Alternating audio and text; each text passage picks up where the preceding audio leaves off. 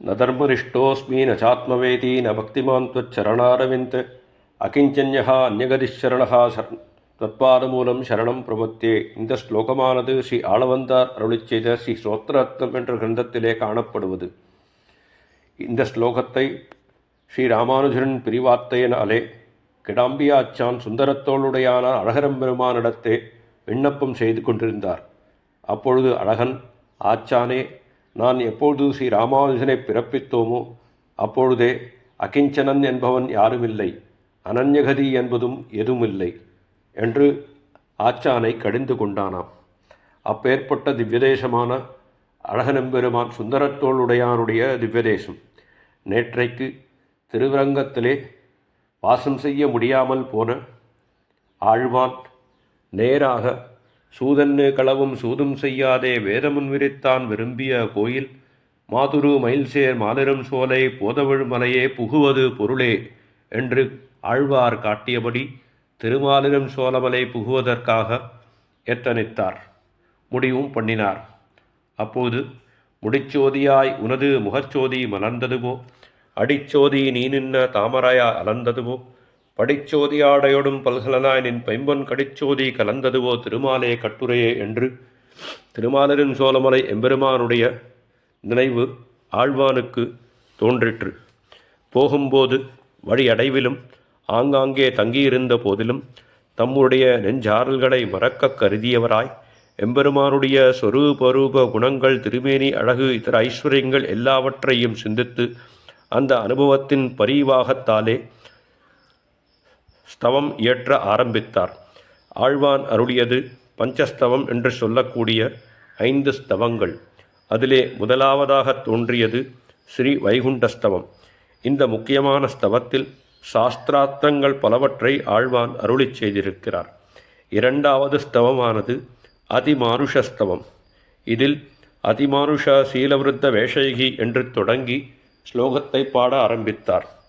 இந்த ஸ்லோகத்திலே விபவாவதாரத்திலே நரசிம்மவதாரத்தையும் குறிப்பாக ராமனாகவும் கிருஷ்ணனாகவும் வந்து பிறந்த நிலையில் மனிதத்தன்மைக்கு மிகவும் அப்பாற்பட்ட பல ஆச்சரியமான செயல்களையும் லீலைகளையும் செய்துள்ள எம்பெருமான் அவர்களை புகழ்ந்து பேசி தன் ஆற்றாமையை தீர்த்து கொண்டார். அப்படி இருப்பினும் ஆத்மானம் மானுஷம் மன்யே என்று ராமனும் அகம்வோ பாந்தவோ ஜாதகா என்று கண்ணனும் சீலமே வடிவான பேச்சுக்களை பேசி நடந்து கொண்ட போதிலும் பெரிய திருவுடையாரான ஸ்ரீ ஜட்டாயு மகாராஜருக்கு மோட்சம் அளிப்பது, கடலிலே அணை கட்டுவது என்று ஸ்ரீ ராமபிரானும் மலையை கையினால் தாங்கி நிற்பது, இறந்து போன பிள்ளைகளை மீட்டுத் தருவது முதலான பல நெஞ்சால் நினைப்பறிவான அதிமானுஷ செயல்களை செய்து காட்டிய ஸ்ரீ கிருஷ்ணன் எம்பெருமானையும் பற்றி பேசி பேசி வியப்புற்றார். அப்படி வியப்புற்றவர் மேலே சுந்தரத்தோளுடையானான அழகரெம்பெருமானை பற்றி 132 ஸ்லோகங்கள் கொண்ட சுந்தரபாகுஸ்தவம் என்ற ஸ்தவத்தை இயற்றினார். அதிலே அழகனின் வடிவழகைப் பற்றியும் அடிவாரன் தன்னில் அழகர் வடிவழகைப் பற்றியும் முடியும் படிகளனும் முத்தும் அனுபவித்தான் முன் என்று முற்றுமாக அனுபவித்தார். முடிவிலே அழகனெம்பெருமான் ஆனந்தித்து, ஆழ்வானே, என்ன வேணும் என்பதை கேளும் என்று சொல்ல, அதற்கு அழகன் விஜாபனம் வனகிரீஸ்வர சத்யரூபாம் அங்கீகுருஷ கருணார்ணவ மாமகீனாம் ஸ்ரீரங்கதாமனி யதாபுரமேஷ சோகம் ராமானுஜாரிய வசகா பரிவர்த்திஷீய என்று அடியேனுடைய ஆச்சாரியனான ஸ்ரீ ராமானுஜரம் திருவரங்கத்தேரே திரும்பி அங்கே ஸ்ரீரங்க எம்பெருமானுக்கு நித்தியகைங்கரியம் பண்ணிக்கொண்டு யதாப்பிரகாரம் இருக்க வேண்டும் என்பதை கேட்டார். அழகவன் சற்றும் தளரவில்லை. நம்மிடையே வந்து நம்முடைய கைங்கரியத்தையும் இங்கே வாசத்தையும் கேட்காமல் திருவரங்க பெருமான் கைங்கரியத்தையும் திருவரங்க வாசத்தையும் கேட்டான் என்றால் அது ஸ்ரீ ராமானுஜனுடைய சிறப்பு என்று எண்ணி தந்தோம் என்று அதையே கொடுத்து அருளினார். அந்த சமயத்திலே சோழராஜன் கழுத்திலே புண்ணாகி புழுபுழுத்து இறந்துவிட்டான் என்ற செய்தி ஆழ்வானுக்கு எட்டியது. உடனே அழகர் சன்னதியிலின்று விடைபெற்று கொண்டு திருவரங்கம் வந்து சேர்ந்தான். அப்பொழுது இங்கே மேல்நாட்டில் ராமானுஜர் சோழனுடைய தொல்லைகளுக்கு அஞ்சி திருநாராயணபுரத்தில் வசித்து வந்தார்.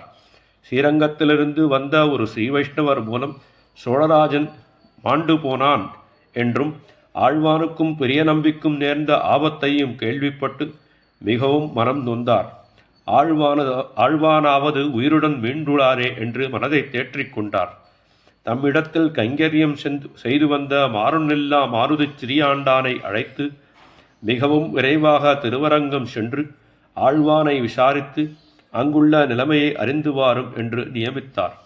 அவரும் அங்கு சென்று எல்லாவற்றையும் விசாரித்து ராமானுஜரிடம் சோழன் இறந்த செய்தியையும் மற்ற நிலைமையையும் விண்ணப்பித்தார். அது கேட்டு ராமானுஜர் பெருமகிழ்ச்சியடைந்தார். உடனே புறப்பட்டு சிஷ்யர்களும் தாமுமாக திருவரங்கம் வந்தேறச் சேர்ந்தார். நேரே குரத்தாழ்வான் திருமாளிகைக்குச் சென்றார். ஆழ்வானும் எதிரே வந்து உடையவர் திருவடிகளே வேரற்ற மரம் போல் விழுந்து வணங்கினார். உடையவரும் ஆழ்வானை வாரியடித்து அணைத்து கொண்டார். சோகத்தாலே ஒரு வார்த்தையும் வரவில்லை. உள்ளம் உருக குரல் தழுதழுத்து ஆழ்வானை பார்த்து, வாரீர் ஆழ்வான், இந்த தர்சனத்துக்காக கண் போன்று விளங்கும் உமக்கு இப்படி கண்ணிழப்பு ஏற்பட்டதே என்று வருந்தினார். அப்பொழுது ஆழ்வான் இராமானுஜரை பார்த்து, யாராவது ஒரு ஸ்ரீ வைஷ்ணவனை பார்த்து அவன் அணிந்து கொண்டிருந்த திருமண்காப்பு கோணலாக இருக்கிறது என்று நான் மனத்தாலே அபசாரப்பட்டிருப்பேன்.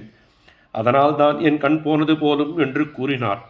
அதற்கு ராமானுஜர், ஆழ்வானே, நீர் அதுபோல் ஒரு நாளும் அபசாரப்பட்டிருக்க மாட்டீர். நான் செய்த பாவங்கள் தான் உம்முடைய தலையில் விழுந்து விட்டது என்று ஆழ்வானை தேற்றி அழைத்து கொண்டு ஸ்ரீமடத்தேற சென்றார். உண்மையிலே தன் கண்களை இழப்பு காரணமாயிருந்த சோழ ராஜாவையோ நாலூரானையோ ஆழ்வான் குற்றமே சொல்லவில்லை. நானேதானாயிடுக என்றபடி நடந்தவைகளுக்கெல்லாம் தானே காரணம் என்று சொல்லுவது அவருடைய சொரூபத்தை நன்றாக காண்பிக்கப்படுகிறது. பிறகு திருமாலிருஞ் சோலையில் ஆழ்வான் அருளி செய்த 3 ஸ்தவங்களையும் எம்பெருமானார் கேட்டருளினார். முதலாவதான ஸ்ரீ வைகுண்டஸ்தவம், இரண்டாவதான அதிமானுஷஸ்தவம், மூன்றாவதான சுந்தரபாகுஸ்தலம். இந்த 3 ஸ்தவத்தையும் கேட்டருளி உடையவர் ஆழ்வானை நோக்கி, உம்முடைய இவ்வருளிச் செயல்களால் தாம் நம்முடைய திருவரங்கச் செல்வம் களையற்று நாமும் இங்கு வாழ்ந்திருக்க பெற்றோம். இனி காஞ்சிபுரத்திலே எழுந்தருளிருக்கும் தேவாதிராஜனான வரதராஜனிடத்திலே வேண்டியவைகளெல்லாம் கொடுக்கும் வள்ளலான அவனிடத்திலே அடியேனுக்கு கண் தருள வேணும் என்று கேட்டு நீர் ஸ்தோத்திரம் செய்ய வேண்டும் என்று கூறினார். நம்முடைய தன்மைக்கு அது ஏற்றதல் அல்லாக இருந்தாலும் ஆச்சாரியனுடைய ஆக்ஞைக்கு ஏற்றவாறு அப்படியே என்று ஆழ்வான் சம்மதித்தார். அப்பொழுது அடியனுக்கு இக்கண் வேண்டாம் என்று கூறினார்.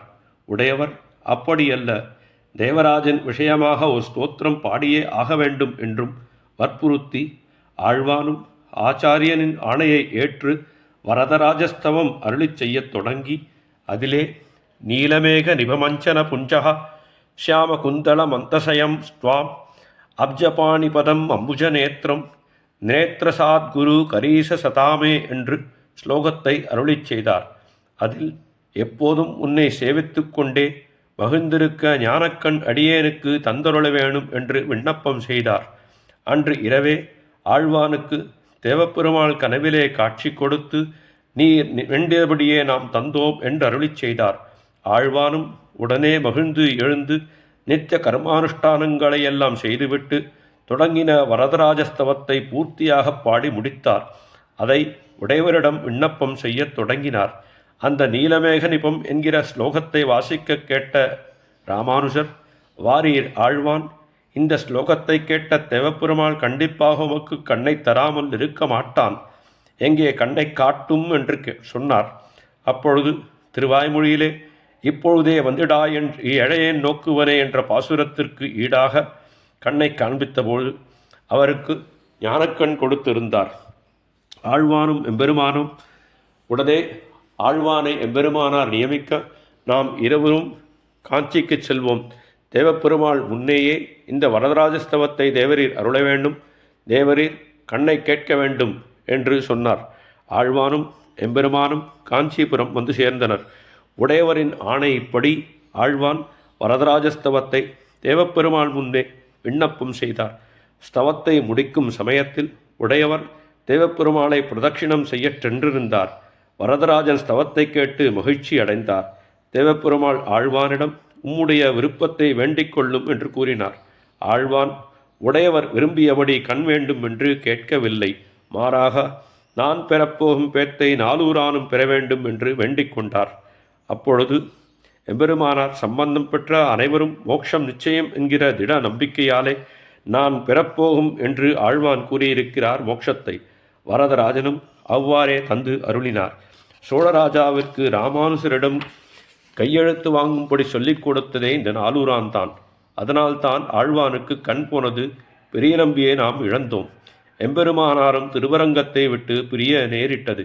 இப்படி பெரும் பாவங்களை செய்த நாலூரானுக்கும் நரகம்தான் கிட்டும் என்று தெரிந்திருந்தும் ஆழ்வான் தேவப்பெருமாளை பிரார்த்தித்து அவனுக்கு பேறு வாங்கி கொடுத்தார். நாலூரானால் கண்ணிழந்த தாம் வேண்டினால்தான் தேவப்பெருமான் அவனுக்கு இறங்கி நற்கதி அளிப்பான் என்று நிச்சயித்து அவ்வாறு வேண்டிக் கொண்டார் ஆழ்வான். ஆக தனக்கு துரோகம் செய்து தன் கண் போக காரணமாயிருந்த நாலூரானையும் மன்னிக்கும் அளவுக்கு அவனிடத்தில் கூட அன்பு செலுத்தும் ஆழ்வான் ஒருவரால் தான் முடியும் என்பதை இதனால் நாம் உணர்கிறோம். இதையே சீதா பிராட்டியும் செய்திருக்கிறார். ஆக ஆழ்வானும் சீதா பிராட்டியும் ஒன்றாகவே குணத்தை வெளிப்படுத்தி உள்ளார்கள். சீதா பிராட்டி பாபானாம் வா சுபானாம் வா வதார்கானாம் பிளவங்கமா காரியம் கருணமாரியேன நகஸ்டின் நாபராத்தியதி என்று விஜயராவனாக ராவணனை கொன்று அந்த செய்தியை ஹனுமான் சீதையிடத்தை கொண்டு சேர்த்தார். அப்பொழுது சீதையனிடத்திலே ஹனுமான் ஒரு வரத்தை கேட்டார். இந்த 700 ராட்சசிகளை தன்னுடைய உள்ளங்கையால் பிழிந்து கொன்றுவிட வேண்டும் என்று கேட்டார். அதற்கு சீதையானவள், ஹனுமானே, இந்த ராட்சசிகள் என்ன செய்வார்கள்? அவர்களுடைய தலைவனுக்கு கட்டளைக்கு ஏற்றாற்போலே நடந்து கொண்டார்கள். இப்போது ஸ்ரீராமன் தலைவனானால் அவர்கள் சொல்படி அவர்கள் கேட்கப் போகிறார்கள். இவர்களிடத்தில் என்ன தப்பு இருக்கிறது? இவர்களை நான் மன்னிப்பேன் என்று கூறிவிட்டார். ஆகவே இதே பண்பை தான் ஆழ்வானும் வெளிப்படுத்தினார். மேலே ஆழ்வான் தனக்கு வெளிக்கண் கேட்காமல் எம்பெருமான் தேவப்பெருமாள் இந்த கண்ணாலே தேவரீர் என்னையும் ஸ்ரீ ராமானுசரையுமே நீர் பார்க்க முடியும் என்று கேட்டுக்கொண்டார் ஆழ்வான். அதன்படியே தேவப்பெருமாள் கடாட்சித்தருளினான். மேலே மேலே வந்து சேர்ந்தார். திருவரங்கம் கோயிலிலே ராமானுசர் இல்லாமல் ஒரு சமயம் சன்னதியிலே எழுந்தருளினார் கூறத்தாழ்வான். அப்பொழுது பெருமானிடத்தே ஒரு வரத்தை கேட்டார். அது என்ன என்பதை நாளைய தினம் பார்ப்போம்.